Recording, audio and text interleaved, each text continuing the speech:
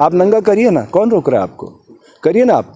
मेरे 2 प्रश्नों का उत्तर है, मैं खोज रहा हूँ, इस दुनिया के हर मनुष्य से खोज रहा हूँ।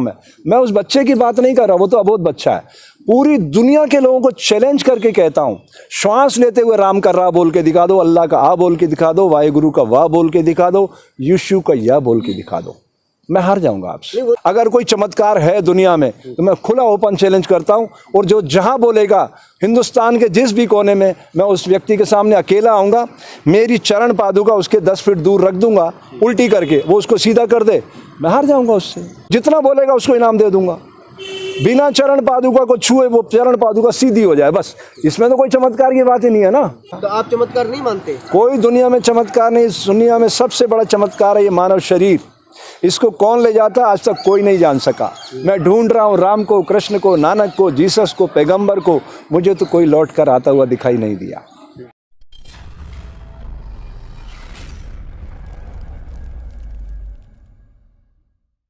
ये सारा वोटों का ध्रुवीकरण है, और ये बहुत आसान काम है। एक समाज को टारगेट करो और बहुसंख्य आबादी को अपने पक्ष में कर लो, इससे सरल माध्यम क्या हो सकता सत्ता पाने का? देखिए, वो तो सनातन के झंडा हृदय एक इंसान को एक टाइम खाना खिलाना ज़्यादा बड़ा काम है, या उसे अपने पैरों पे खड़ा करना बड़ा काम है? बताइए, आप बताइए, क्या बड़ा काम है? किसी इंसान को एक टाइम आप खाना खिला दो भूखे आदमी को, वो बड़ा काम है, या उसको अपने पैरों पे खड़ा कर दो, वो बड़ा काम है? पैरों पे खड़ा करने के लिए हृदय बदलना पड़ता है, उसको ट्रेनिंग देना पड़ती है, ज़्यादा मेहनत करना पड़ती है। और मेहनत से 5 किलो जो अनाज दिया जा रहा है वो खाना बांटकर अपनी सरकार अपनी जिम्मेवारी वोटों का ध्रुवीकरण है, इसके पीछे और कोई लॉजिक नहीं है। एक आदमी अपने चेहरे पर अपने विराट स्वरूप को दिखाने के लिए 66 अरब रुपए खर्च कर देता है अपने ऊपर, तो मुझे शर्म आती है। हम कौन से राष्ट्र का निर्माण कर रहे हैं? अरे सूर्य को अपना थोड़ी दिखाना पड़ता प्रमाण पत्र कि मैं सूर्य हूँ, उसके प्रकाश से जगत प्रकाशित होता है, वो ऊर्जा का संवाहक है। तो प्रधानमंत्री हमारे देश का सबसे बड़ा पद है, और उसकी प्रामाणिकता उसके कार्य से सिद्ध होती है, उसके विज्ञापन से नहीं। और मैं तो कहता हूँ किसी भी सरकार को विज्ञापन से नहीं तोला जाना चाहिए। उसकी प्रामाणिकता, उसने समाज में क्या डिलीवर किया, जीवन के बुनियादी हकों पर कितना काम किया, उस पे बात की जाना चाहिए। सर, अभी जो चमत्कारी बाबा की बात हो रही थी, जिसको आपने कला बताया है, हाँ, तो खुला चैलेंज नहीं तो वो कहेंगे ना, देखो उनके पीछे सारी राजनीतिक सत्ता जुड़ी हुई है ना। महाराष्ट्र में चुनाव आएंगे, मध्य प्रदेश में तो 2023 में चुनाव आ रहे हैं, मध्य प्रदेश, छत्तीसगढ़, राजस्थान, ऐसे 10 प्रांतों में 2023 में चुनाव आ रहे हैं। तो ये बिछाद बिछाई जा रही है कि सब इन भोले भाले संत महात्माओं को इकट्ठा करके कैसे वोटों का ध्रुवीकरण करके लाभ लिया जा सकता है, ये प्रयोग चल रहे हैं। ये कला किसी और को क्यों नहीं आती? अब ये देखिए, यही तो बात है। कांग्रेस ने क्या एक विजन रखा था सामने कि हमें इस देश का निर्माण करना। ये अलग बात है कि उन्होंने इस्लामिक तुष्टीकरण पे अपना फोकस किया, यही वो चूक कर गए। आप ये मानते हैं कि कांग्रेस ने इस्लामिक तुष्टीकरण? 100%। वीआईपी कल्चर से बाहर ही नहीं निकल पाए। इस लड़के ने, राहुल ने, उस वीआईपी कल्चर को ब्रेक करने का बहुत मेहनत की है बच्चे ने, लेकिन उसके इर्द गिर्द जितने लोग हैं। आप राहुल जी के समर्थक हैं? मैं राहुल का समर्थक नहीं हूँ, मैं उस विज़न का समर्थक हूँ जो देश को एकता के सूत्र में बांधता है। मैं उस विज़न के लिए काम करता हूँ।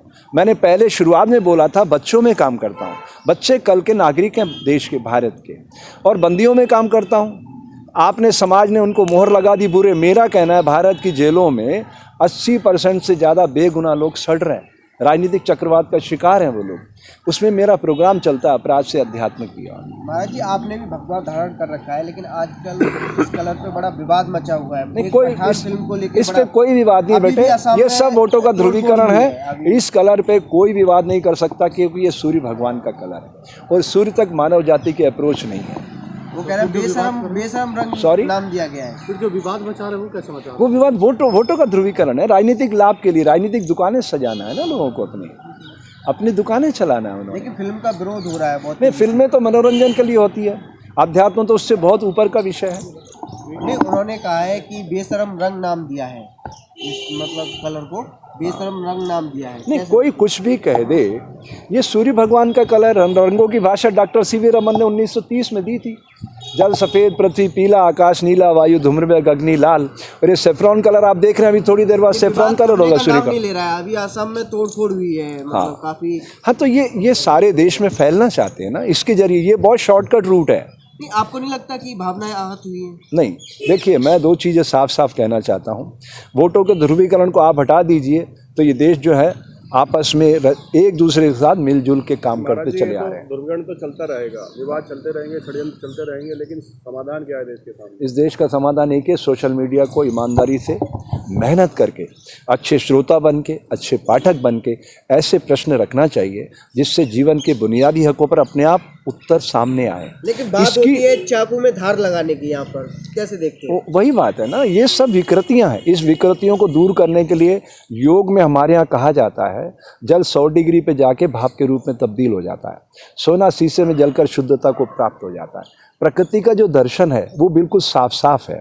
अगर हम चाहते हैं कि भारत दुनिया का सबसे खूबसूरत लोकतांत्रिक देश बने तो हमें बच्चों पे फोकस करना पड़ेगा। अयोध्या के एक संत हैं, उन्होंने भी फूकने की धमकी दी है। उन्हें कैसे देखते हो? बच्चों को शरीर प्राण तथा विचार के मध्य संतुलन बनाना सिखाना होगा, तो वो अपनी ऊर्जा से जुड़ पाएंगे और ये जान पाएंगे कि प्रकृति ने उन्हें भारत की भूमि पर किस उद्देश्य के लिए प्रकट किया आप भी है। एक संत हो और भगवा धारण आपने भी कर रखा है, लेकिन एक अयोध्या के संत हैं, वो कह रहे हैं कि इस फिल्म को चलने नहीं देंगे। तो मैं किसी और की गारंटी तो नहीं ले सकता। वो कहते हैं कि सभी सनातनी इसका विरोध करें। नहीं, सभी सनातनी बहुत व्यापक शब्द है। सनातन वो है जिसका न कोई शुरुआत है न कोई अंत है, और सनातनी का मतलब ये है जो प्रकृति से प्यार करना जानता है, जो समाज के अंदर इन छोटे छोटे पंथों के बीच वैमनस्य जो पैदा करना चाहता है, वो सनातनी हो ही नहीं सकता। उसको आत्मावलोकन करना चाहिए। सर, अभी मोदी जी के डॉक्यूमेंट्री पे जो बीबीसी ने बनाया था उसमें बहुत विवाद खड़ा हुआ है और उसको इंडिया में बैन कर दिया गया है, इसको कैसे देखते हैं? हाँ, देखिए दो चीज़ें आपको समझना है। वो बीबीसी ने फिल्म बनाई थी, राइट।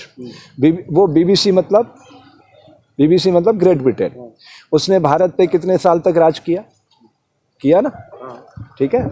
उनकी सोच कितनी खुली है। अभी वहाँ पे कौन है प्रधानमंत्री? ऋषि सुनक NRI है, राइट। उन्होंने मौका दिया ना, है। और अमेरिका दुनिया का सबसे बड़ा थानेदार है लोकतंत्र में। उसने, वो गोरे लोग थे, उन्होंने काले लोगों को मौका दिया कि नहीं दिया? बराक ओबामा को बने कि नहीं बने वो लोग? इतना खुलापन भारत में है। सोचिए, हम विश्व के गुरु बनना चाहते हैं, लेकिन हमारी सोच कितनी छोटी है, कितनी कुंठित सोच है। तो हमें मानसिक चिकित्सा की जरूरत है। इसलिए मैं कहता हूँ कि भारत में हम सब मानसिक रूप से बीमार हैं। अगर हम चाहते हैं कि भारत को दुनिया का सबसे खूबसूरत लोकतांत्रिक देश बनाएं तो हमें मेहनत करना होगी बच्चों पर, और 20 साल तक फोकस्ड होकर उनको शरीर प्राण तथा विचार के मध्य संतुलन बनाना सिखाना होगा। तब हर बच्चा अपनी एक नई ऊर्जा के साथ इस दुनिया को खूबसूरत बनाने का प्रयास करेगा। तो महाराज जी, इस धर्मगुरु तो इसका विरोध कर रहे हैं, फिल्म का, पठान का, खुलकर ये कह रहे चलने नहीं देंगे बिल्कुल। धर्म क्या है? जो संत लोग हैं, ये धर्म क्या है? आस्था है, लोग मानते हैं।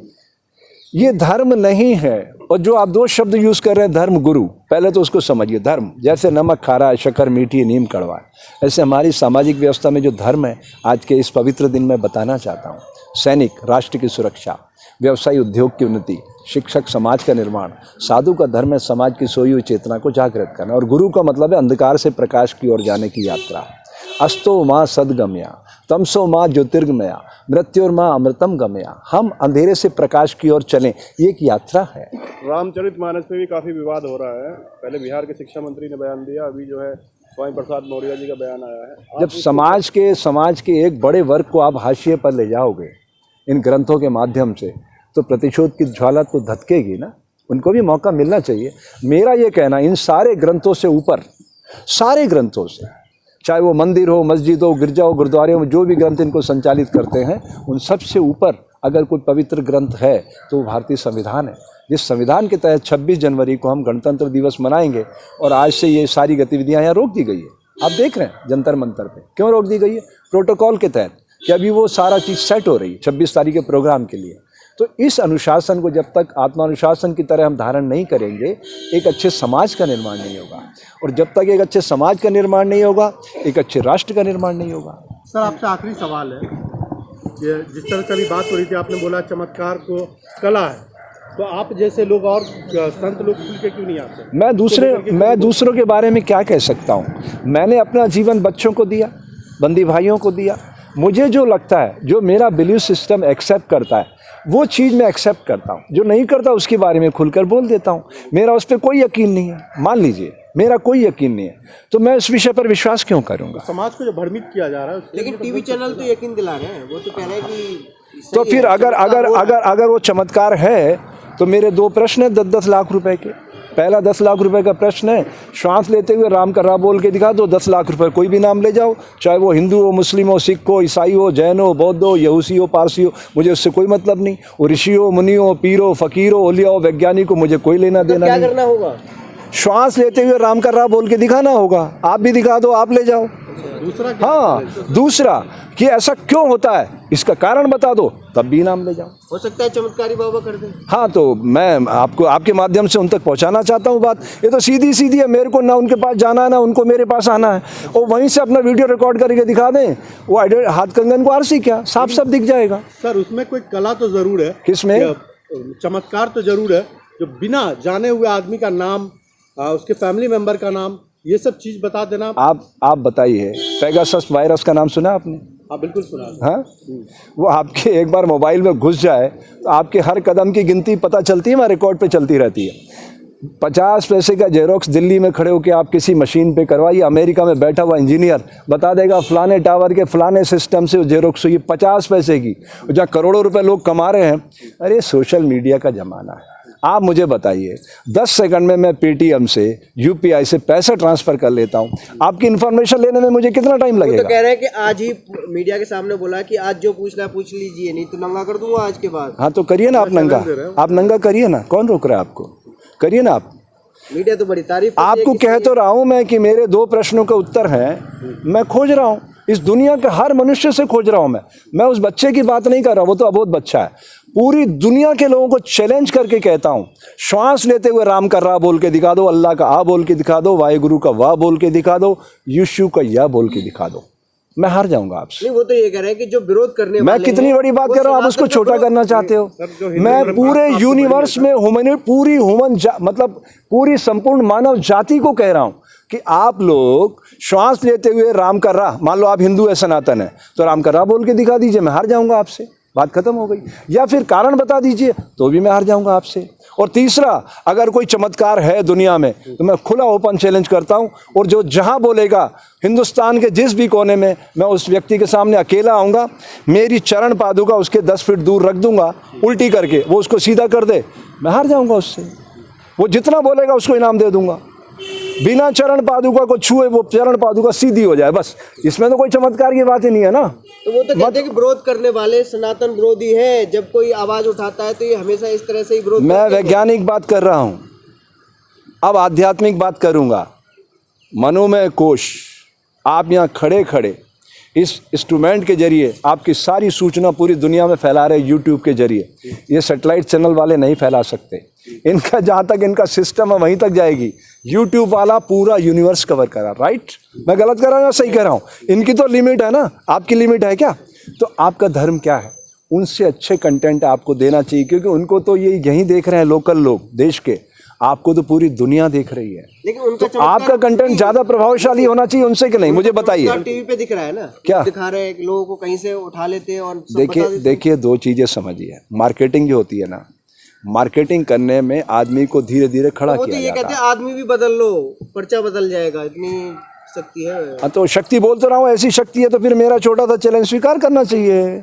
श्वास देते हुए राम का रा बोल दो, या फिर मेरी चरण पादुका उल्टी से सीधी कर दो, मेरी घड़ी सीधी से उल्टी कर दो, मैं हार जाऊंगा। तो आप चमत्कार नहीं मानते? कोई दुनिया में चमत्कार नहीं, दुनिया में सबसे बड़ा चमत्कार है ये मानव शरीर। इसको कौन ले जाता आज तक कोई नहीं जान सका। मैं ढूंढ रहा हूँ राम को, कृष्ण को, नानक को, जीसस को, पैगंबर को, मुझे तो कोई लौट कर आता हुआ दिखाई नहीं दिया।